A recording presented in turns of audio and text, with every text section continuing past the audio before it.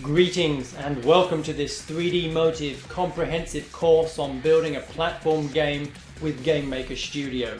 I'm Alan Thorne, and throughout this course I'll take you through the complete process of making a 2D platform game. In this part we'll continue where we left off in the previous part. Here we'll add danger, menace and action to our game by creating 3 unique enemy characters. First, we'll add robotic drones that pace around the level using the paths feature. Then we'll add basic artificial intelligence and line of sight functionality to create a second enemy that attacks us whenever we enter its field of view. And then we'll go even further by adding a powerful end of level boss, a floating gun platform with rotating turrets. So there's plenty to see and do here.